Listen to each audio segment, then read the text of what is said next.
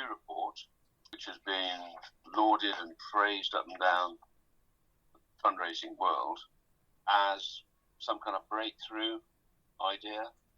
Okay. This is on top of previous breakthroughs there have been at regular intervals over the last 30 years. And this one is called About Loyalty. It's an in-depth report by a well-known, well-respected fundraiser, which makes a simple point that you'll get the most money from your most loyal donors. Right. Which oughtn't to be a surprise, but it's had a lot of airtime, put it that way, this idea. And it made me think that it's time to have a sum up of where we are with these various big breakthrough ideas that the charity world does get sucked into quite regularly, and to actually ask the question, well, there is a concept there. What actually has it meant? What does it mean? What's it done? How much money extra has it brought in? How many people have been misled or misunderstood the idea? Right. And charged off thinking that what they're doing is all within the scope of this big idea when it isn't. So at some point, I'm going to write about it. I've had a few practice runs with people who they're left scratching their heads a bit, to be honest, as to how a sector could have ended up in this state.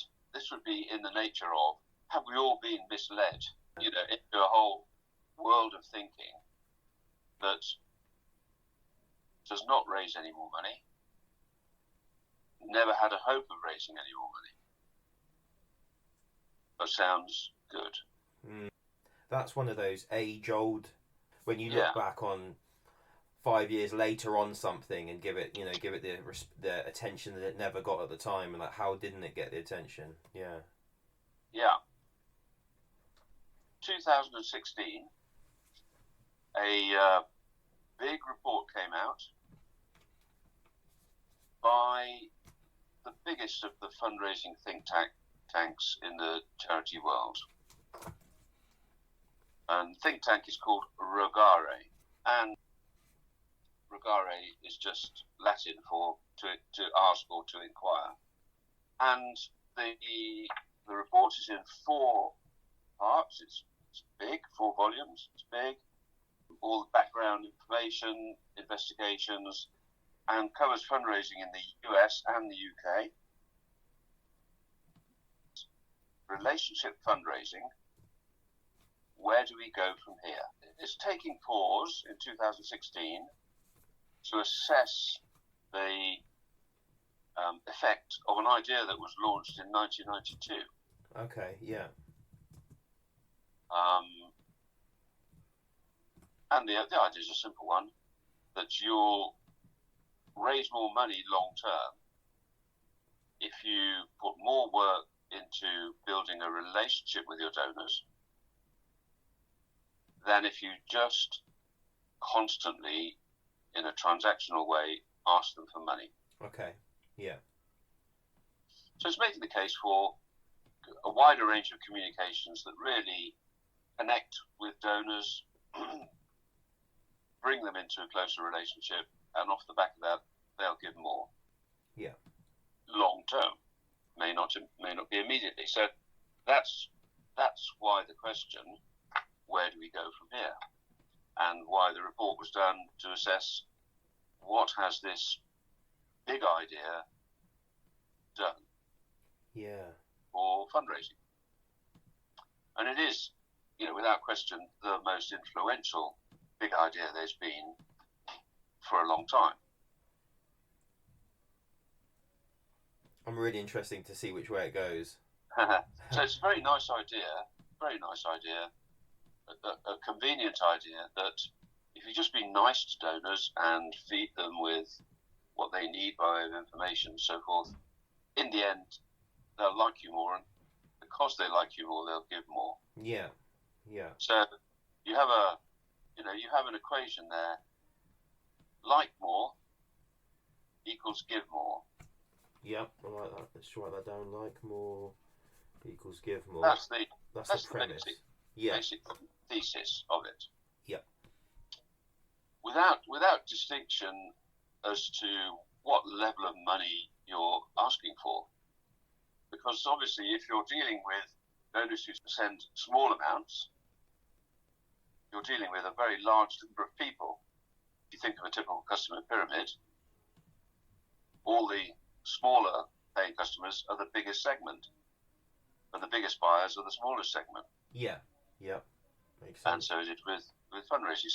So if you're going to be addressing all this to your smaller cash donors, there's an awful lot of them. It creates a problem of how do you go about this building a relationship through communications with a very large number of people. Right, okay, yeah. To do it, you've got to spend the money now and repeatedly, and then wait for the payback that is surely going to come over time. Right. If this works. Interestingly, we came at this from a standpoint, the value of newsletter type communication, general editorial communication, rather than communication that straight out asks for money. So he was a believer in, you understand what I mean by editorial communication? It's just like doing posts on Facebook or any social media that are just informative. Yeah, it's sort of like a relationship built on sort of, where they're coming from and what they're projecting. Correct. Yeah. Correct. Yeah. And particularly the absolute mother load of this is that you think the same as we do. You're just like us type of association, right? Relation. Yeah. So this report comes out with some startling findings, which nobody talks about. I can't say they've been buried, but the answers are very inconvenient for the many thousands of fundraisers who have talked a huge amount about relationship fundraising. Yeah. How they practice relationship fundraising. Almost like as if it's a religion or a yoga routine or something like that. Yeah. And would find it difficult to hear somebody saying it's all been a waste of time, effort, and money. Yeah. But the report talked. The report authors and team talked to a huge number of donors, and they come out with this one especially interesting finding that at the smaller levels of giving, so we'll say £100 or less, the donors themselves do not want a relationship. Right, okay, yeah. The donors themselves do not want a relationship. So therefore, how pointless would it be to try and ram one down their throat? But number two, the donors themselves think of the donating act as a simple transaction. Very like a transaction with Amazon. Yeah, ticking their box, yeah. Yeah, they saw it. That met a need, emotionally for them, practically for the beneficiaries as well.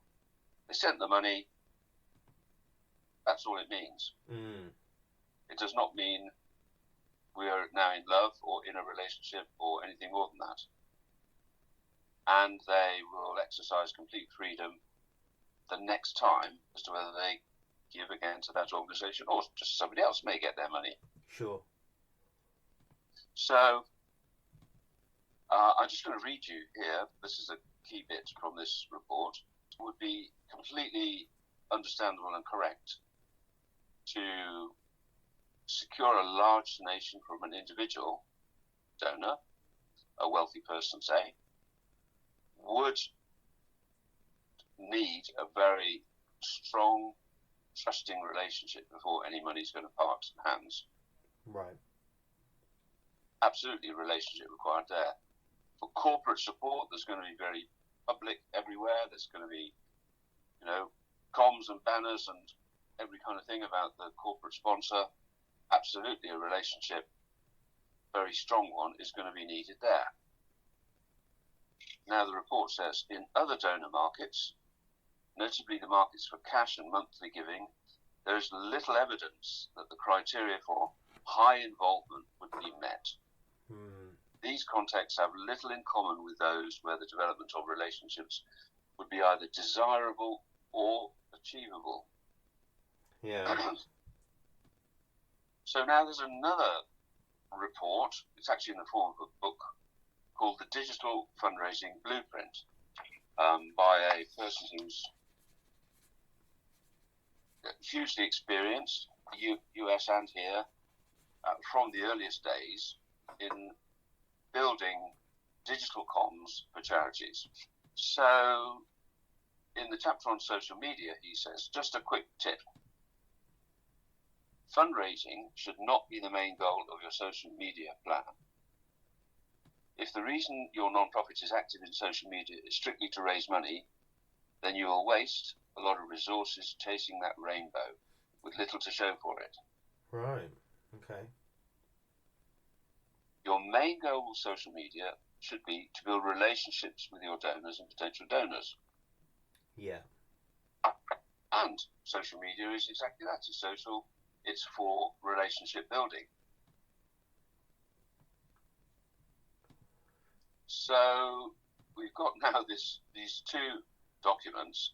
One that says social media, it only really has a role in building relationships. Yeah. And another report which says that at smaller levels of donation, £100 is the figure I put on it, but smaller levels of donation, relationship building is a waste of time. So you could say social media, if that's your big hope, social media amongst donors who would only give a small amount of money is a complete waste of time and money. Yeah. Now, nobody's talking about this. It's very inconvenient to a lot of people because they've invested huge amounts of time and money in building the notion that relationship building in the social world, now carrying the the value stamp called engagement, is all we need to do. Yeah. When it isn't. The only way of raising money, apart from corporate and wealthy individuals, is to ask directly for it. Royal Mail reports regularly, including for charities, direct mail volumes are almost back up to pre-GDPR levels. Wow. For charities, this is. There's definitely been a return to direct mail. Somebody must have calculated that it's worth investing in. Yeah. It's obviously not the only way of contacting people directly and asking them directly for money. But the other means are all limited by GDPR. Or unless there's an established relationship, it's pretty questionable if you can phone somebody then, because in GDPR, the what's called the soft opt-in,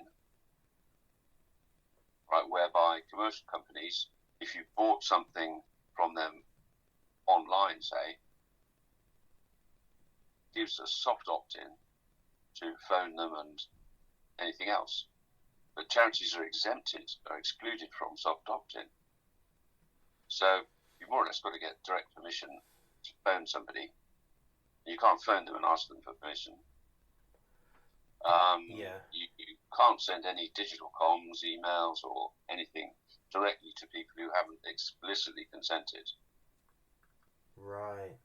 So, for all those reasons why, it's fueled the return of direct mail, plus the evidence that you can raise 3 or 4 times the cost of your mailing every time you do it with absolute certainty. Yeah. And the relationship, because there is still a relationship, isn't there? It's not like relationship marketing in the sense that you're building them, talking to them all the time. But as you say, like the transaction itself is the relationship, and that is how people are. People are happy with that.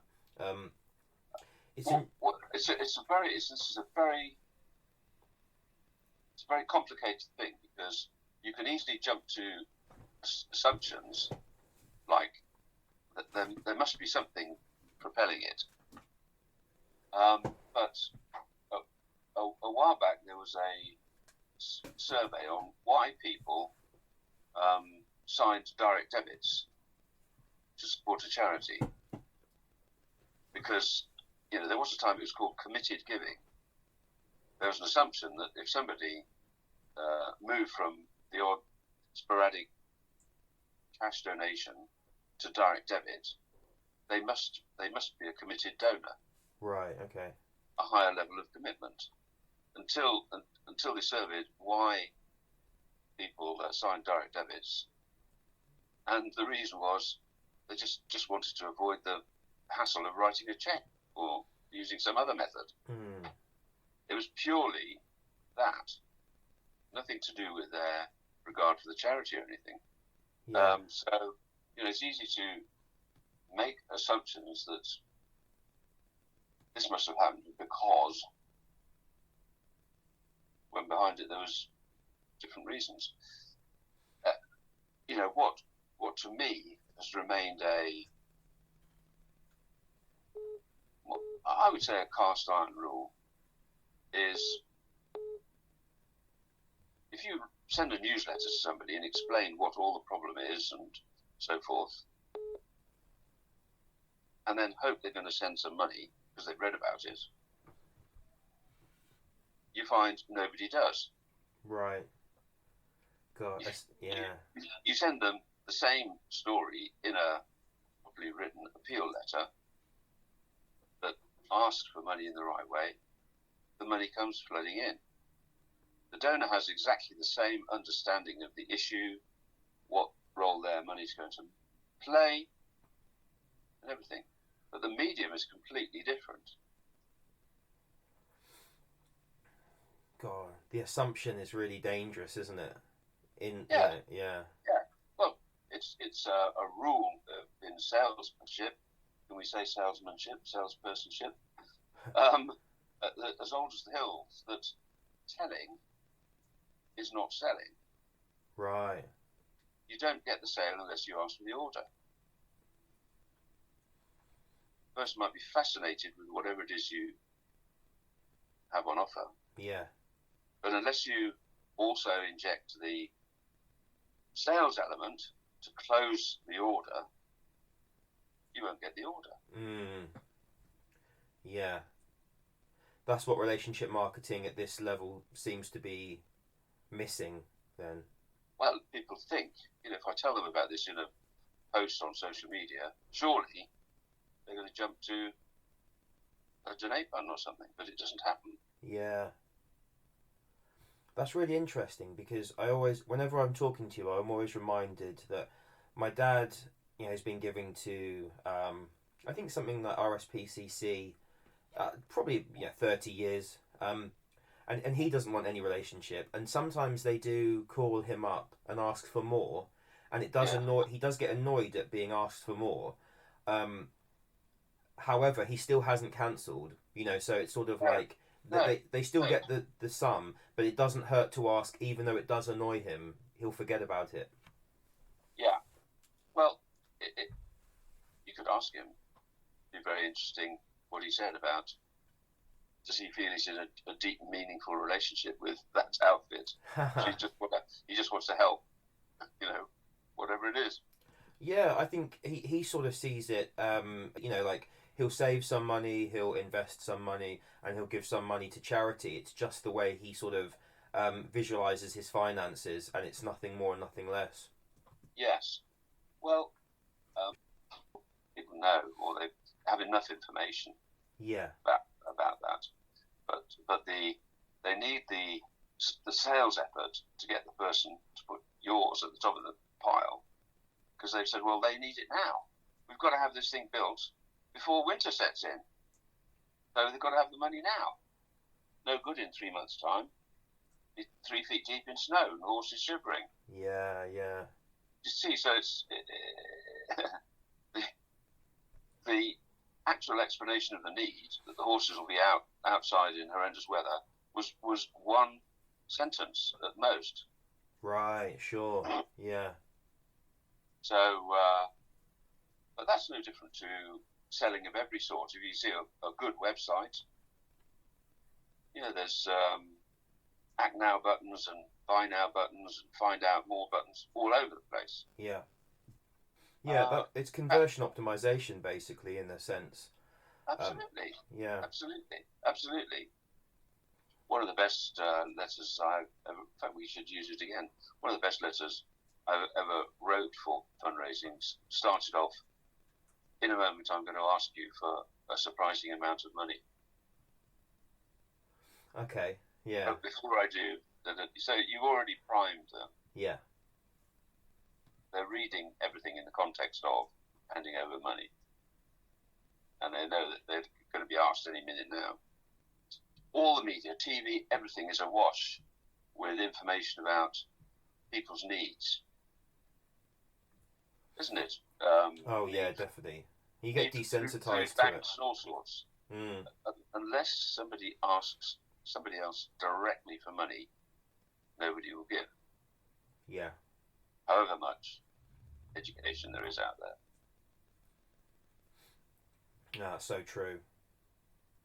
Yeah, so there's one line of thought. Yeah, God, that's really. It's funny because when you tell me and you explain it, it makes perfect sense.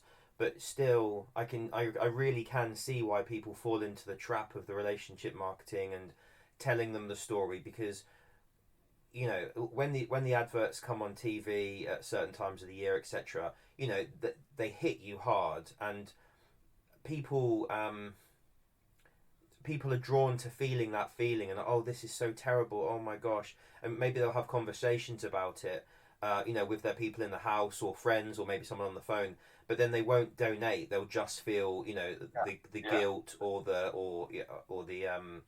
compassion, basically, but essentially it hasn't done the official job of getting the donation. No. Well, circling around, this is why prize draws are so good, because you really want the prize, so that's compelling you to action. And then whilst you're replying, filling out the form to enter the prize, there's your donation opportunity. The biggest hurdle, as you know, always is to get people to take action. So the prize draws give a massive incentive to act now, because the deadline's looming and so forth. That's why they work. That's brilliant. Just overcome inertia. Yeah. Biggest enemy of all sales. Yes, it is. Yeah. And if you don't donate that time, they've got your information for the next one, and you still have that positive association. So when they do ask, yeah. And because of the testing we've done, we've stopped sending prize draw offers to people who've already entered, and just send them a straight donation request to those who've actually donated, that is. And they donate as well as ordinary, non-incentivized donors. Right, yeah. Yeah. Wow. That's a great way of getting them in, yeah. I should write a book. I'm glad you are. There has been donor care, big thing, donor care. Right. Stewardship, big thing, stewardship. Relationship fundraising, Yep. Now, donor loyalty. Oh yeah, this is the big thing. Yeah. Why does the charity world get sucked into the next big idea? Yeah. This document on loyalty doesn't give you a sprat of information on how to increase loyalty. Just that it has to be. Yeah, you can't really. But what? So I think the explanation for it is that as a profession, it's not highly regarded.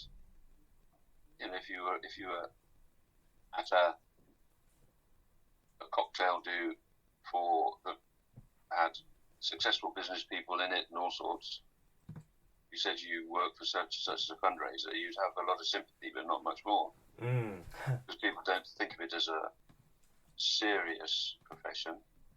They don't think it has any intellectual content or whatever. I think it's much more to do with dressing up in silly costumes, and trying to run going 10 for miles. runs. Yeah.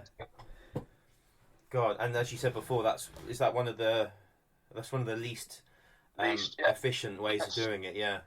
Yeah. So because paid fundraisers, staff fundraisers, have such low esteem really in the general public perception, they keep coming up with what they see as some intellectual content to what they do, to give it serious note as a discipline. Yeah. Because building relationships sounds.